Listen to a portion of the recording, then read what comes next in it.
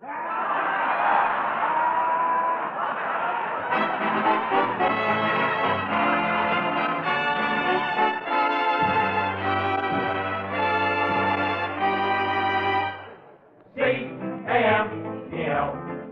Abbott and Costello program, brought to you by Camel, the cigarette of costlier, properly aged tobaccos.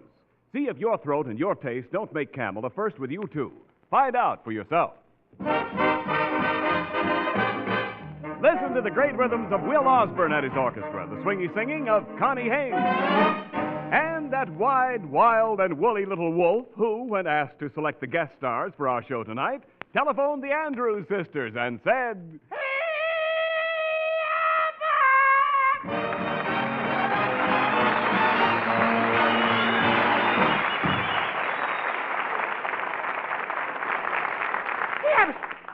All right, Costello, Abbott, oh boy, Abbott. Calm yourself, calm yourself. What's making you so nervous? Oh, I just heard some terrific news, Abbott. You did? Hitler has a new secret weapon that can end the war in 5 minutes. A secret weapon that can end the war in 5 minutes? What is it? A long pole with a white flag on the end of it. That's fine. That's fine. Now tell me, where were you all afternoon? Oh, where was I? Yes. I went out and got my Uncle Artie Stebbins. Stebbins! I go already. It's so soon in the script, too. Please. All right, now just take it easy, please. I just got my Uncle Artie Stebbins a job. It's a swell job, Abbott. He's a bookmaker. Why, you dummy, he'll wind up in jail.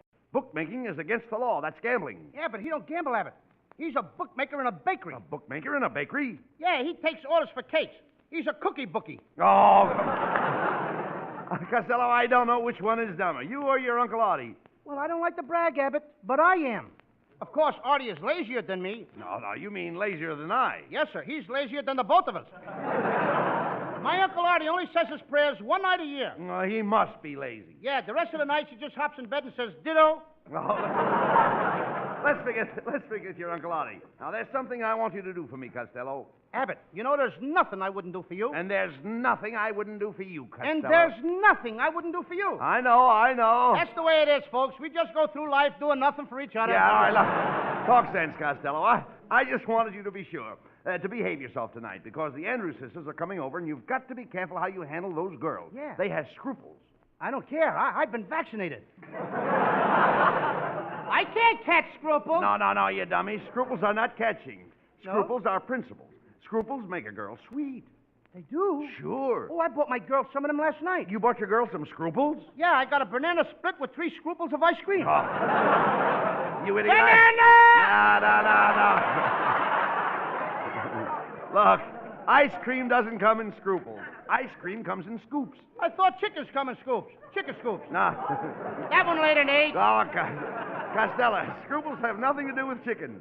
Then how did the Andrews sisters get them? They didn't get them. A person doesn't get scruples. Scruples are a good trait. Now, do you know what scruples are? Yes, sir. When I turned in my Chevy for a Plymouth, they was scruples. No, what has exchanging your Chevy for a Plymouth got to do with scruples? Well, everybody said it was a good trait. Oh, well, let's forget about the scruples. I don't want to forget them. Abbott, you said the Andrews sisters had scruples. That's right. Did you ever see them?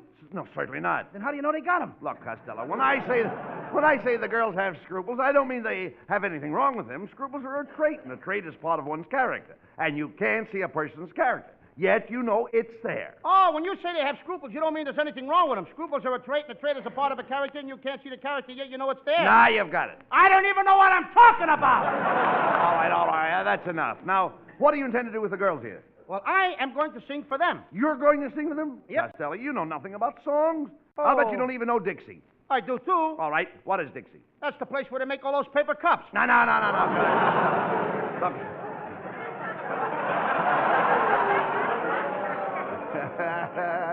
I can see you know nothing at all. Look, Lou, if you insist on singing, I'll help you. First, I'll improve your libretto.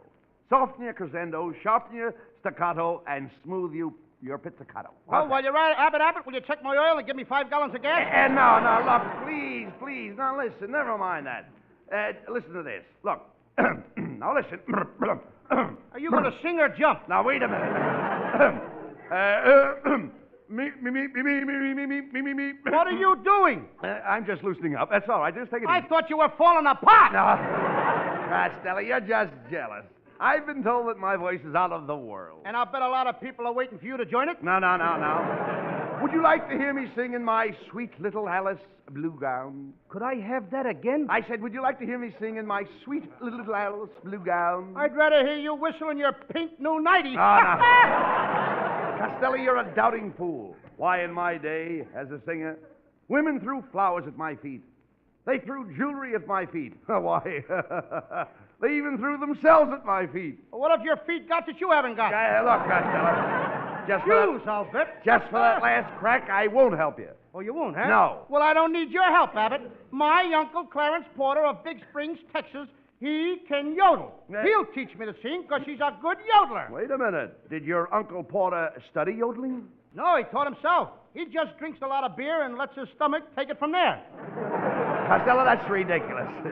Look, what kind of voice does your Uncle Porter have? Oh, he's a chiropractic tenor. Chiropractic tenor? Yeah, he sings in all the joints. No,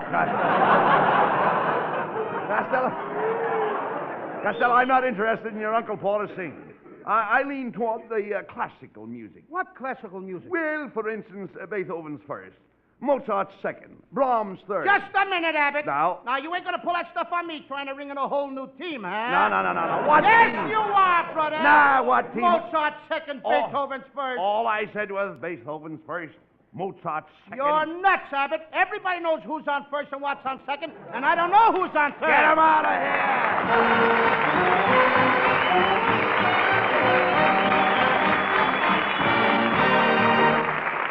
Midnight. A tiny island in the South Pacific, hardly a pinprick on the map. Hardly big enough for a small detachment of soldiers and the radar station they maintain. Day after day, nothing but a few scraggly palm trees and the horizon to look at. No amusement, no nothing. Boy, do you get bored. Picture yourself there at midnight, and a GI at the control panel turns to you and says, "You got a cigarette?" Would you give him one? Of course you would, even if it were the last cigarette in your pack. Remember that when your dealer says to you, "Sorry, sir, I'm out of Camels today." You are giving that guy in the Pacific or Germany or Okinawa or wherever he's fighting the Camel he's asking for. Yes, the service first.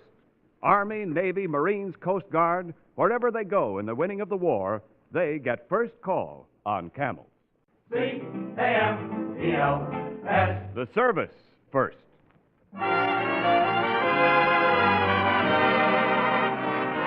Lovely Connie Haynes sings for her Camel fans tonight the hit song from Central Park, Close as Pages in a Book. We'll be close as pages in a book, my love and I. So close we can share a single look, share every sigh, so close that before I hear your laugh, my laugh breaks through, and when a tear starts to appear, my eyes grow misty too. For our dreams won't come tumbling to the ground. We'll hold them fast, darling, as the strongest book is bound. We're bound to last. Your life is my life, and while life eats away in my heart, oh, we'll be close as pages in a book.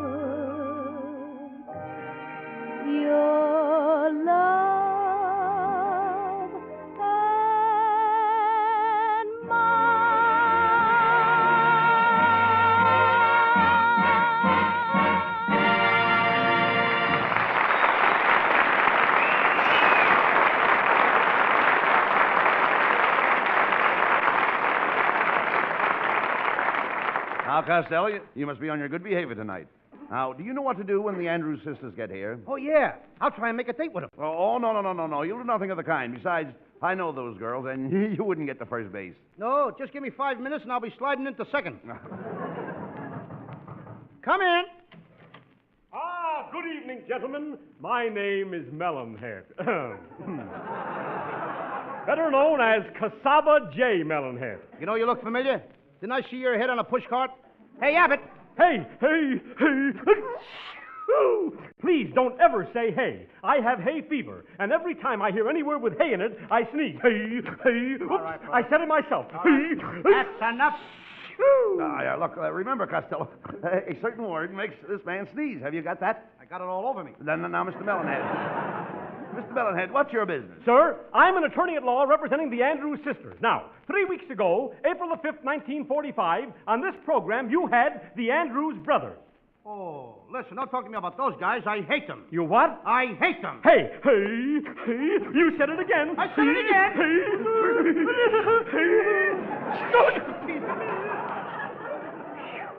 I'm awfully sorry. Hey, Abbott, the dam is run for the hills! Oh, too late. Hey, Abbott, run down to the bank. Oh, but you have no money in the bank. Who needs money? Get me some blotters. Quiet, Costello. What were you saying, Mr. Melonhead? Sir, I said that 3 weeks ago you had the Andrews brothers on this program, and in so doing, you did deliberately and with malice aforethought cause, create, and effect a libel against my clients, the Andrews sisters, hereinafter known as the plaintiffs. You mean they changed their name to the plaintiff sisters? No. You dummy, he means that the Andrews sisters are suing us for slander. We need a lawyer. Permit me to present myself, gentlemen. I am a lawyer. Now, what seems to be your trouble? You just told us what the trouble was. Yes, but that was when I was representing the Andrews sisters. Now, as your lawyer, I see things differently. The first thing I'll do is keep you out of jail with a writ of habeas corpus. Duck in the doorway, Abbott! Here it comes! I stopped it. Thank you.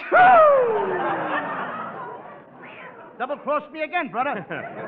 I'm sorry, Mr. Costello. I just can't help it. Well, you don't have to chew licorice. Oh, I'm sorry. Gentlemen, where can we talk this matter over? Well, we can get together tonight at my new colonial home. Costello, your new home isn't colonial, it's Spanish. Well, I'm no dope. I'm not going to say hacienda. Hey.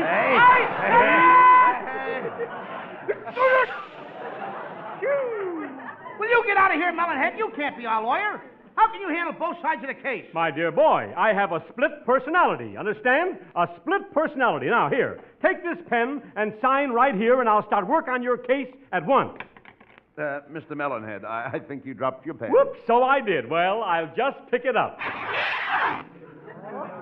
Now, whoa! Don't look now, Melonhead, but I think you split your personality.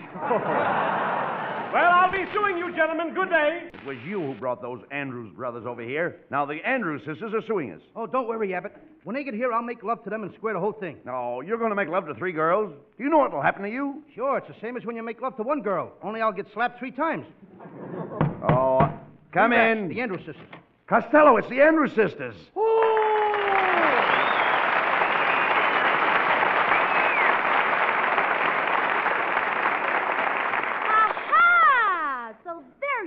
You 5-gallon jughead. Abbott, I think she means me. Quiet, Costello. I'll handle this. Ladies, you must forgive Costello for his mistakes. After all, it's not his fault that he's a dumb jerk. Well, whose fault is it? Oh, this dame is dopier than me.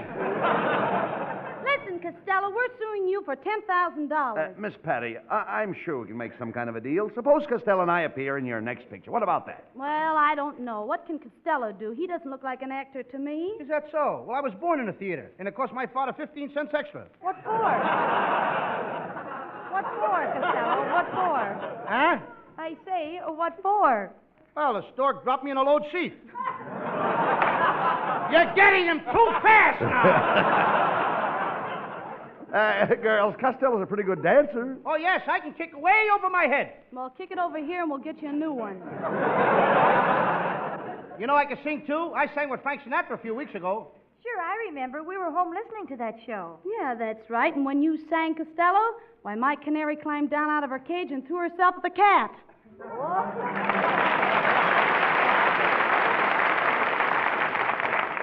Mr. Costello, I think your voice is just too Andy Divine.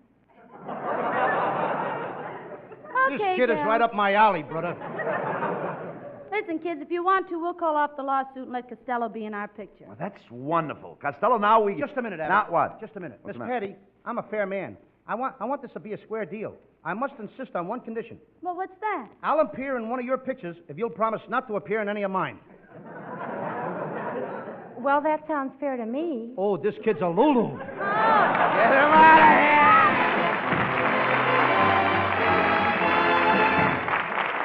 While our heroes Abbott and Costello were on their way to the studio to appear in the Andrews Sisters picture, our lovely guest stars sing for our Camel audience, I'm Beginning to See the Light.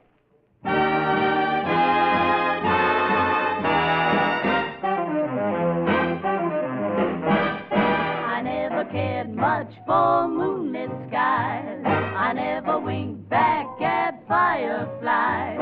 But now that the stars are in your eyes, I'm beginning to see the light. I never went in for afterglow or candlelight on the mistletoe. But now when you turn the lamp down low, I'm beginning to see the light. Used to ramble through the park, shadow boxing in the dark. Then you came and caused a spark that's a four-alarm fire now. I never made love by lantern shine. I never saw rainbows in my wine. But now that your lips are burning mine, I'm beginning to see the light. Oh, let me see.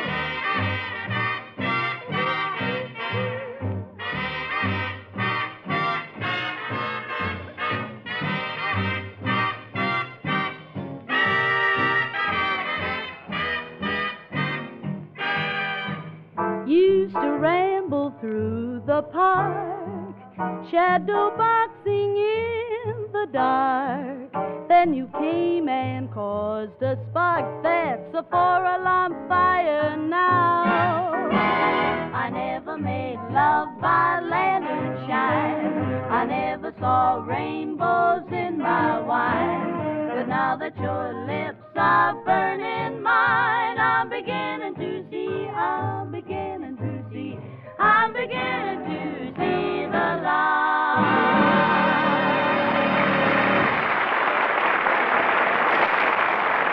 These days, that familiar old phrase, costlier tobaccos, takes on a new meaning. You see, the demand for Camels is fantastic. Dozens of billions of Camels are being made. But in spite of this huge production, every single Camel cigarette is still made of costlier tobaccos. Only the costlier tobaccos properly aged and blended in the time-honored Camel way. Why, Camels just wouldn't be Camels if green, insufficiently cured tobaccos were used. This brand will not be sold down the river. You can't get Camels every time you ask for them, but when you do get them, they're still Camels. All the rich, full flavor and cool mildness of a superb blend of costlier tobaccos you expect when you light a Camel. C-A-M-E-L-S. Camels, war or peace, Camels are still Camels.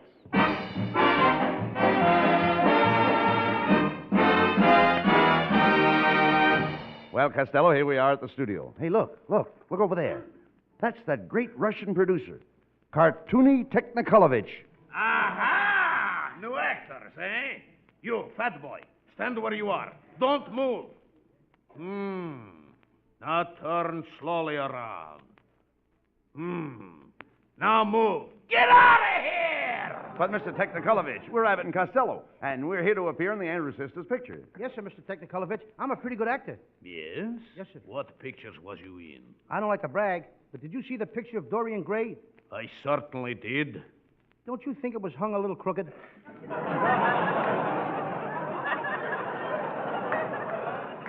Must have made Oscar wild. Well, there you are, boys. with me. We're just about to start the picture, and you boys will be co-starring. Yeah, but I think we're making a mistake. When this picture is over, they'll have to accentuate the positive and eliminate negative. No, never mind that, Costello. When do we start, Miss Andrews? Shh, they're going to shoot a scene now. Well, that scene is shot. Let's have another one. Andrews, sisters, we're all ready on the set. Oh, this is our director, Mr. Cliff Nazaro. Cliff, could you use these two boys in our picture? Yes, I think so. I need a lover and a stunt man. Well, I'm a lover. And I'm stunted. Now, wait a minute, Abbott. You're no lover. No. What do you mean? When I come on the screen, women sit up and notice me. Oh, yeah? The women who notice you are too old to sit up. Oh, Cliff, we're wasting time. Why don't you explain the scene to the boys? All right. Now, boys, this is a very simple scene. Yes, sir. The camera catches Patty and Abbott in an embrace. Costello, you come into the room, and Abbott, you walk over to the centerpiece, bring out the faucets, put your salad process vein, and decapitate the sauce together with the murderous celery. Now, how can Abbott do that to me? Do I let him get away with that, brother? Look, you don't stand for it. You grab Patty in your arms, and as you grab her lightly to the faucet, don't reach up too high, the bubble said. Just pull down the castle with a mess of a telebraid and bring in the faucet celery to eat it. Does that paint a picture for you? Yeah, but you smeared it down the middle a little. Why don't you pay attention? He's directing you. Costello, I want you to know that you can insult our director. Absolutely not. After all, I just told you to decapitate the frost, not Belfield or business class with him with Serrated. I just want you to capture the girl, pull her to the sassarides, all the base with the Stefan Laboratory, Cervantes, and every horse. And I know what I'm saying. You and nobody else. Costello, there you go again insulting him. I can't understand you. You can't understand me. Can you understand him? Oh, what's the matter with you, Costello? Can't you take direction? Mr. Nazaro is a famous director. Yes. You mean to tell me you never saw Gone with a Twist of Scleffermurder?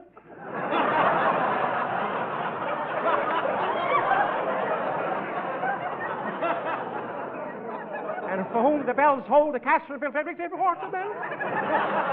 I never saw them, but I saw Guadalcanal did it. You mean Guadalcanal dit? No, did it. I seen it twice. Oh. Did it. Yeah, all right. Will you stop that, please? Well, let's get back to the scene, Cliff. Mr. Costello was just about to make love to me. All right, Patty. Now, Costello, look. Listen once more. You fall in love with Patty and propose to her. So it isn't just a question of grabbing the horse and giving her that little cap to the restaurant. You grab her in the castle, lift up the Solomon, and go to the cedar retreat. Don't you agree with me? Yeah, but what about the children? No, come. He didn't mention any children. Come on. I know, he could have. I don't know what the guy's talking about. Now listen, Fatty, I've got a reputation. Rich! I've got a reputation.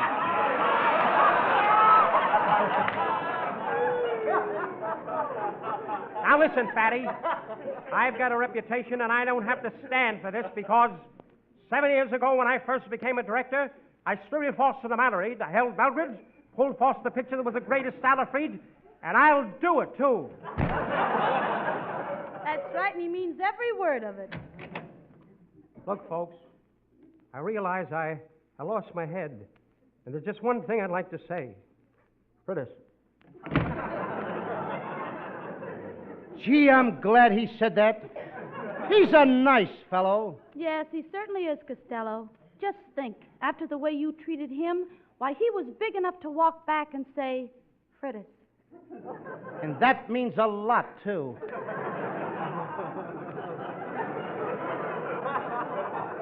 Yes, Lou. But what have you got to say? Oh, what can you say after Fridas?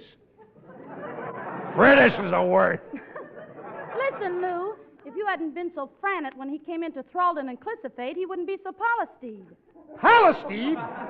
What does he want from me? What does he want from you? Why, you've hurt his feelings. Why, at this very minute, he may be outside Gilfending. No, not Gilfending. Yes. No! Abbott, come on, quick. We haven't got a minute to lose. Where are we going? Come on, we're going outside and Gilfend with him. Ah, get out.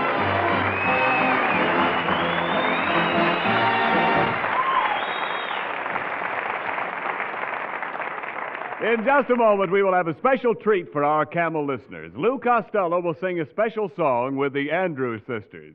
So stay tuned for the musical event of the season. Thanks to the Yanks of the Week. Tonight we salute Private James C. Patterson, Jr. of Ridgewood, New York, who won the Silver Star not once but twice, and within a single month for gallantry in the Philippines. His first decoration was won for a foray behind the Jap lines, gathering information which led to the march on Manila. The second was for another infiltration behind enemy lines, culminating in the freeing of more than 2,000 Americans in a Jap prison camp. In your honor, Private Patterson, the makers of Camels are sending to our fighters overseas 500,000 Camel cigarettes. Each of the two Camel radio shows honors a Yank of the Week by sending free 500,000 Camel cigarettes, a total of 1 million Camels sent free each week. Camel broadcasts go out to the United States twice a week, are rebroadcast to practically every area in the world where our men are fighting, and in cooperation with the Good Neighbor policy, also to Central and South America. Listen Monday to Bob Hawke in Thanks to the Yanks, and next Thursday to Abbott and Costello. And now we bring you Lou Costello and the Andrews Sisters in a special disarrangement of Sonny Boy. When there are gray skies, What don't you mind in the least? I don't mind the gray skies. What will I do to them? You'll make them blue, What's my name? Sonny Boy. What will friends do to you? Friends may forsake me, And what will you let them do? let them all forsake me. And who will you still have in the end? I'll still have you, What's my name? Sonny Boy. Where am I sent from? You're sent from heaven, Have I any special valuation? and I know your worth. What will I make? You made a heaven For who right here on what? for me right here on earth. God bless me! When I'm old and gray, dear, Do you want me to promise something? promise you won't stray, dear. Give me a good reason. I need you so, What's my name? Sonny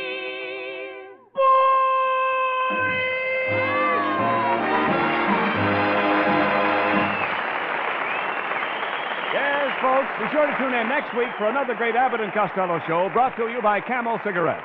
And remember, Camels are worth asking for every time. See for yourself how Camel's mildness, coolness, and flavor click with you.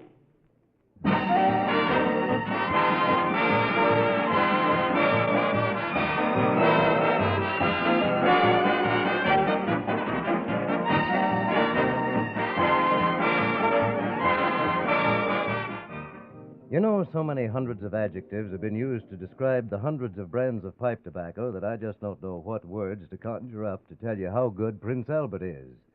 So I'll get right out of the adjective department and tell you one fact that says more than a whole dictionary. More pipes smoke Prince Albert than any other tobacco in the whole wide world. What greater tribute could a pipe tobacco get? Try Prince Albert. You'll find rich, full-bodied real tobacco flavor, but without tongue bite. It's gentle to your tongue. Also, Prince Albert is crimp cut for firm packing, easy drawing, even burning. And what a bargain. Just about 50 pipefuls per package. Saturday night, be sure to listen to Prince Albert's Grand Ole Opry. For nearly 19 years, bringing the real authoritative American folk music and fun to Southern radio audiences, and now broadcast coast to coast. Remember Grand Ole Opry every Saturday night on NBC.